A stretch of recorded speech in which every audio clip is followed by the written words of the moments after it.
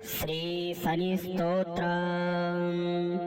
नमः कृष्णाय नीलाय सितिकण्ठनिभाय च नमः कालाग्निरूपाय कृतान्ताय च वे नमः।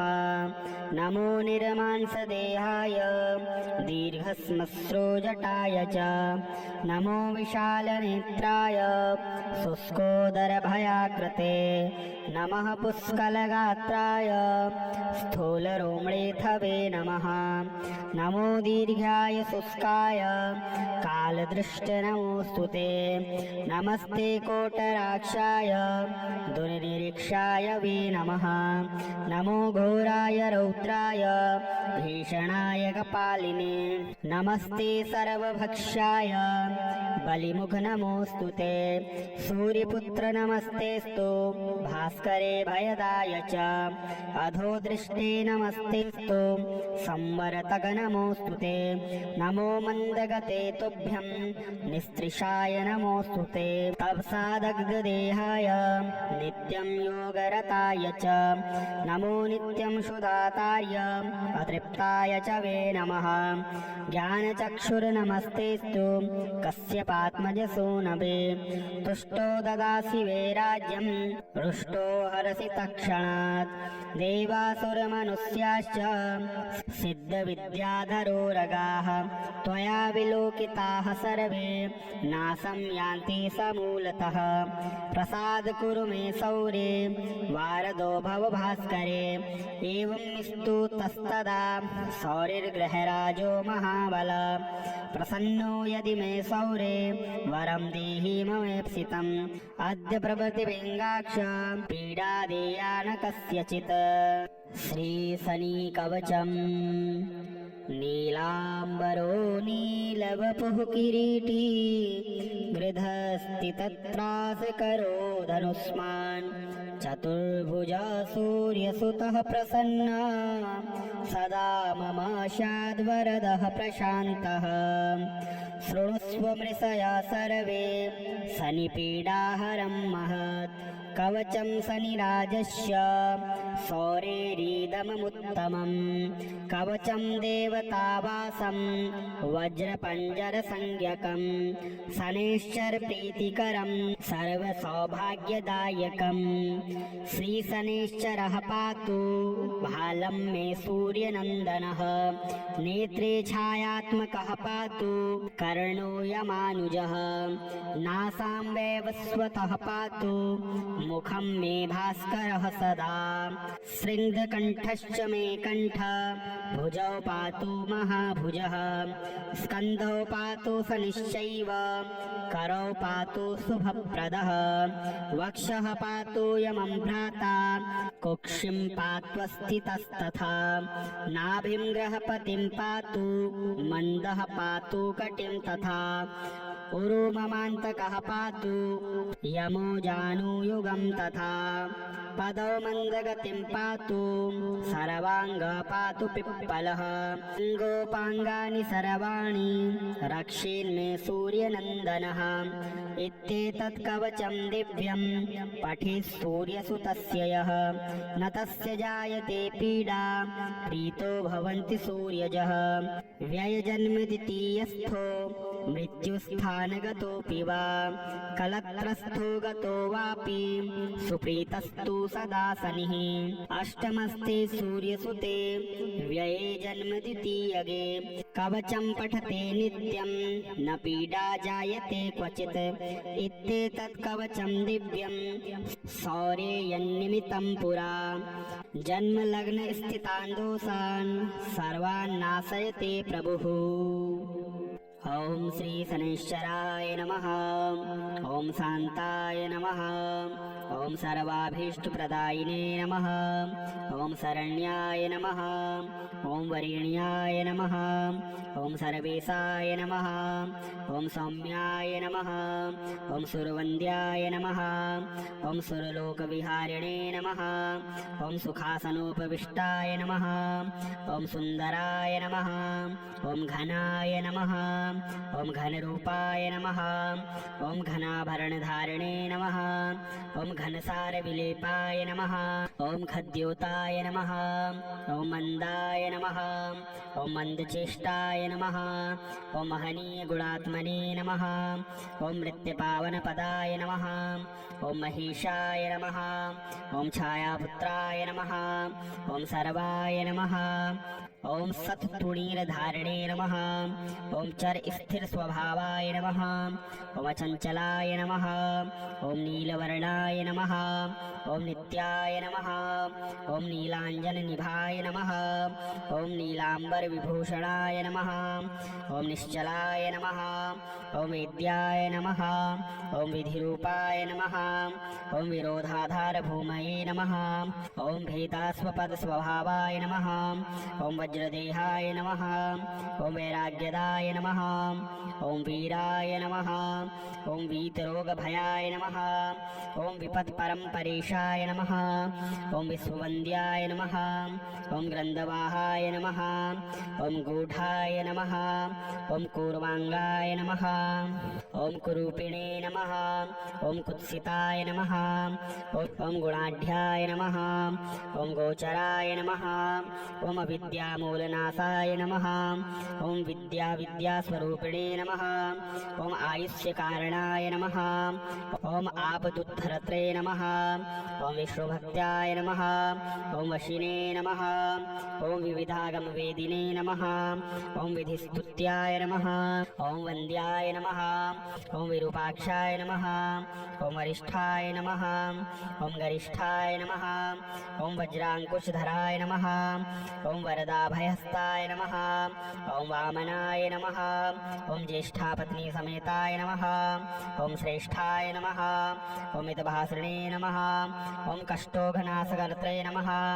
ॐ पुष्टिदाय नमः ॐ स्तुत्याय नमः ॐ स्तोत्रगम्याय नमः ॐ भक्तिवस्याय नमः ॐ भानवे नमः ॐ भानुपुत्राय नमः ॐ भव्याय नमः ॐ पावनाय नमः ॐ धनुर्मण्डलसंस्थाय नमः ॐ धनदाय नमः ॐ धनुस्मते नमः ॐ तनुप्रकाशदेहाय नमः ॐ तामसाय नमः ॐ अशेषजनवन्द्याय नमः ॐ विशेषफलदायिने नमः ॐ वशीकृतजनेशाय नमः ॐ पशूनां पतये नमः ॐ खेचराय नमः ॐ खगेशाय नमः ॐ घननीलाम्बराय नमः ॐ काठिन्यमानसाय नमः ॐ आर्यगणस्तुत्याय नमः ॐ नीलच्छत्राय नमः ॐ नित्याय नमः ॐ निर्गुणाय नमः ॐ गुणात्मने नमः ॐ निरामयाय नमः ॐ निन्दाय नमः ॐ वन्दनीयाय नमः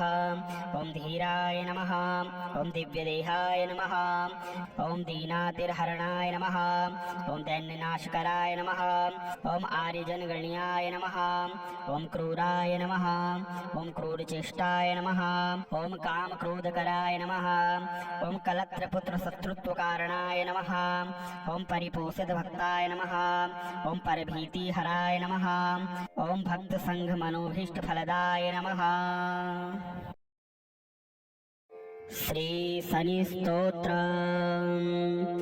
नमः कृष्णाय नीलाय शितिकण्ठनिभाय च नमः कालाग्निरूपाय कृतान्ताय च वे नमः नमो निर्मांसदेहाय दीर्घश्मश्रुजटाय च नमो विशालनेत्राय शुष्कोदरभयाकृते नमः पुष्कलगात्राय स्थूलरोमणेथवे नमः नमो दीर्घाय शुष्काय कालदृष्टनमोऽस्तु ते नमस्ते कोटराक्षाय दुर्निरीक्षाय वे नमः नमो घोराय रौद्राय भीषणाय कपालिने नमस्ते सर्वभक्षाय बलिमुख नमोऽस्तु ते सूर्यपुत्र नमस्तेस्तु भास्करे भयदाय च अधो दृष्टे नमस्तेस्तु संवरतग नमोऽस्तु ते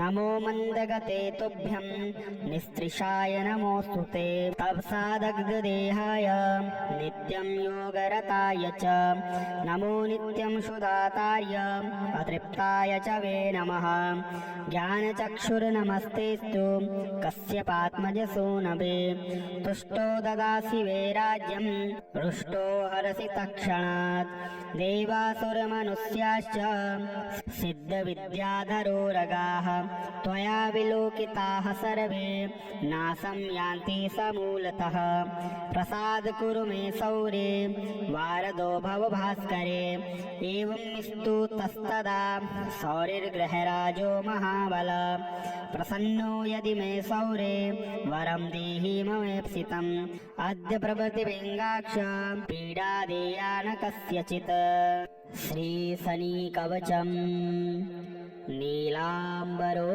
नीलवपुः किरीटी गृधस्ति तत्रासकरो धनुष्मान् चतुर्भुजा सूर्यसुतः प्रसन्ना सदा मम स्याद्वरदः प्रशान्तः शृणुष्व मृषया सर्वे शनिपीडाहरं महत् कवचं शनिराजस्य सौरेरीदममुत्तमं कवचं देवतावासं वज्रपञ्जरसंज्ञकं शनैश्चरप्रीतिकरं सर्वसौभाग्यदायकं श्रीशनैश्चरः पातु भालं मे सूर्यनन्दनः नेत्रे छायात्मकः पातु कर्णो यमानुजः नासां वैवस्वतः पातु मुखं मे भास्करः सदा शृङ्गकण्ठश्च मे कण्ठ भुजौ पातु महाभुजः स्कन्धौ पातु शनिश्चैव करौ पातु शुभप्रदः वक्षः पातु यमं भ्राता कुक्षिं पात्वस्थितस्तथा नाभिं ग्रहपतिं पातु मन्दः पातु कटिं तथा उरुममान्तकः पातु यमो जानुयुगं तथा पदौ मन्दगतिं पातु सर्वाङ्ग पातु पिप्पलः अङ्गोपाङ्गानि सर्वाणि रक्षेन्मे सूर्यनन्दनः इत्येतत् कवचं दिव्यं पठेत् सूर्यसुतस्य यः न तस्य जायते पीडा प्रीतो भवन्ति सूर्यजः व्ययजन्मद्वितीयस्थो मृत्युस्थानगतोऽपि वा कलत्रस्थो गतो वापि सुप्रीतस्तु सदा शनिः अष्टमस्ते सूर्यसुते व्यये जन्मद्वितीयगे कवचं पठते नित्यं न पीडा जायते क्वचित् इत्येतत् कवचं दिव्यं सौरेयन्निमित्तं पुरा जन्मलग्न स्थितान् दोषान् सर्वान् नाशयते प्रभुः। ॐ श्री शनैश्चराय नमः। ॐ शान्ताय नमः। ॐ सर्वाभीष्टप्रदायिने नमः। ॐ शरण्याय नमः। ॐ वरेण्याय नमः। ॐ सर्वेशाय नमः। ॐ सौम्याय नमः।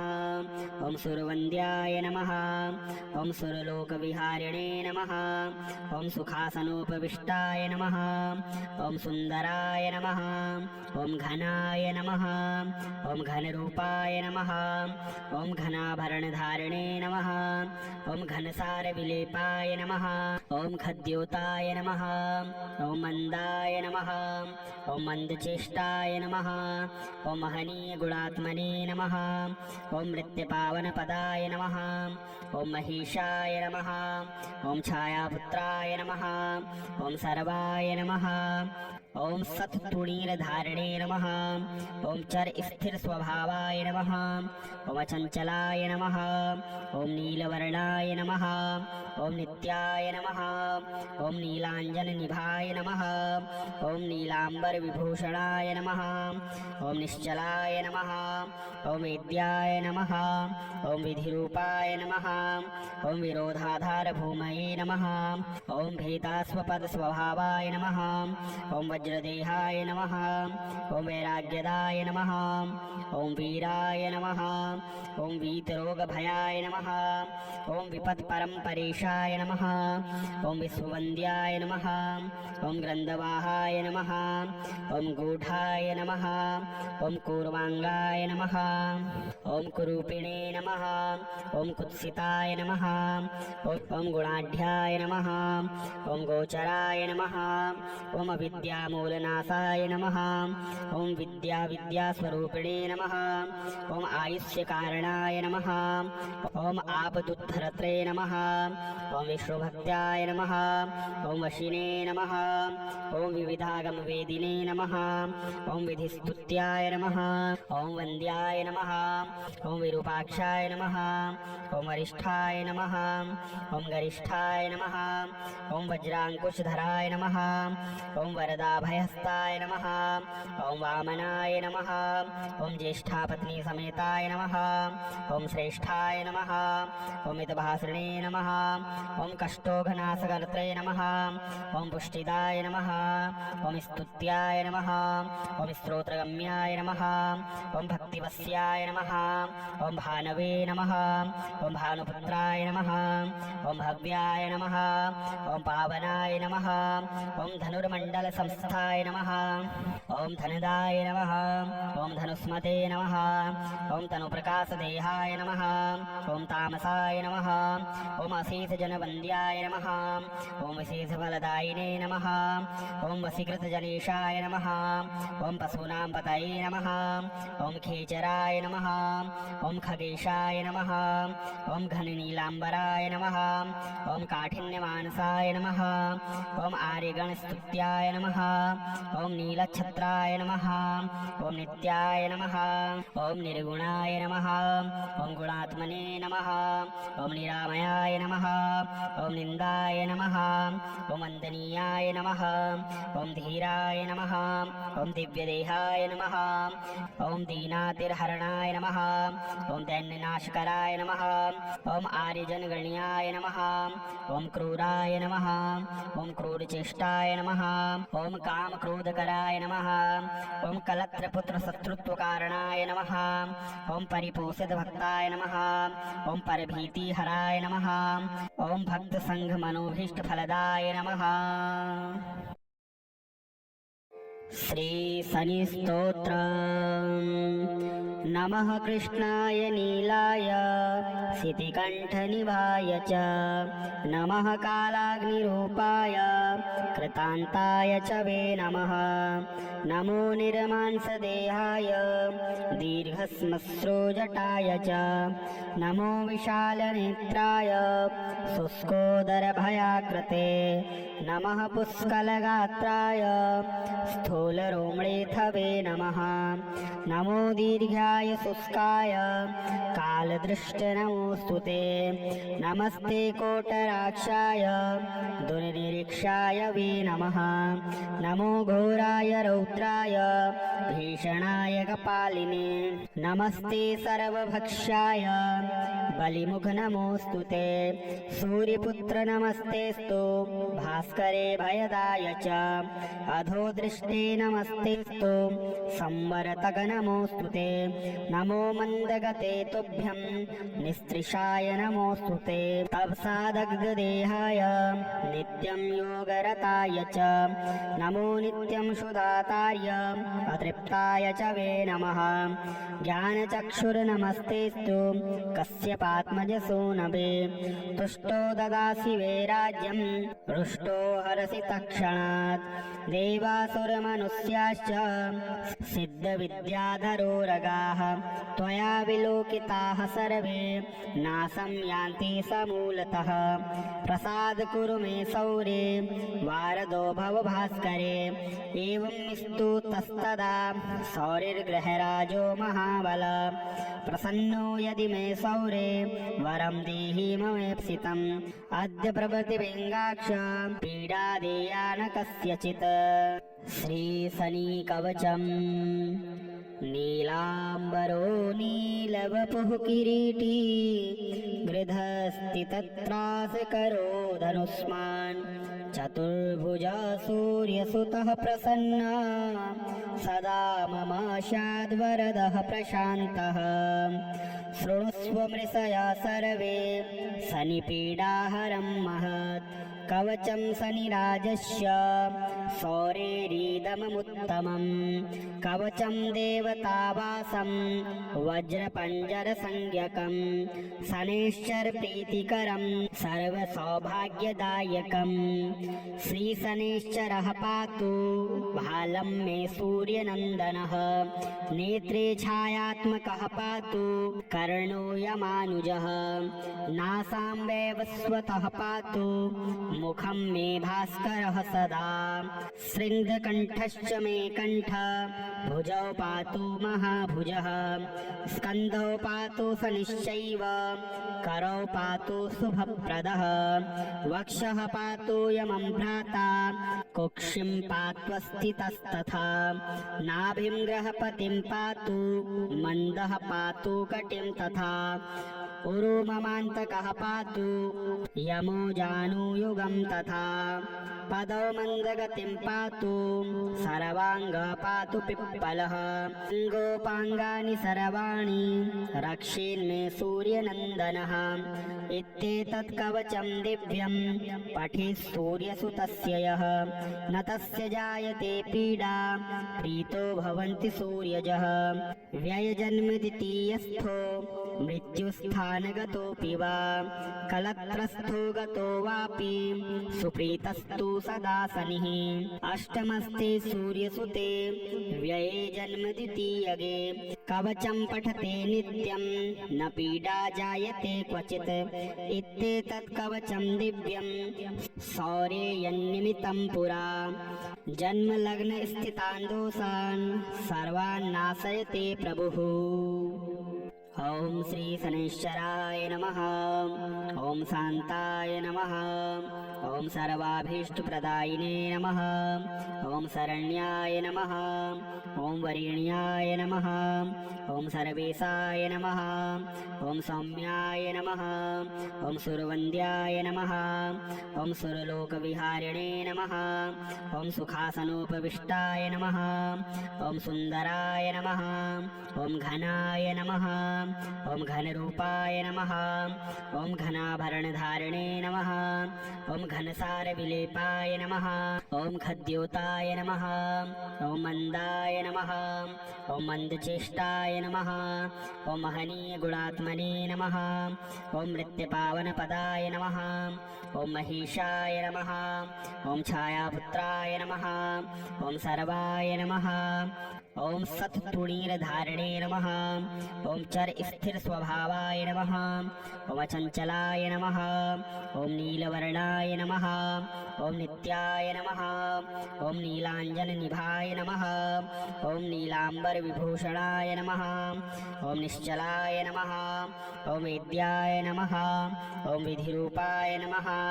ॐ विरोधाधारभूमये नमः।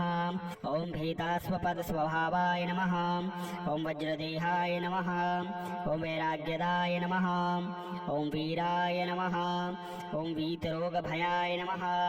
ॐ विपत्परम्परेशाय नमः। ॐ विश्ववन्द्याय नमः। ॐ ग्रन्थवाहाय नमः। ॐ गूढाय नमः। ॐ कूर्वाङ्गाय नमः।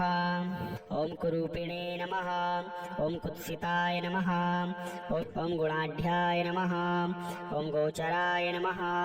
ॐ अविद्यामूलनाशाय नमः। ॐ विद्यास्वरूपिणे नमः। ॐ आयुष्यकारणाय नमः।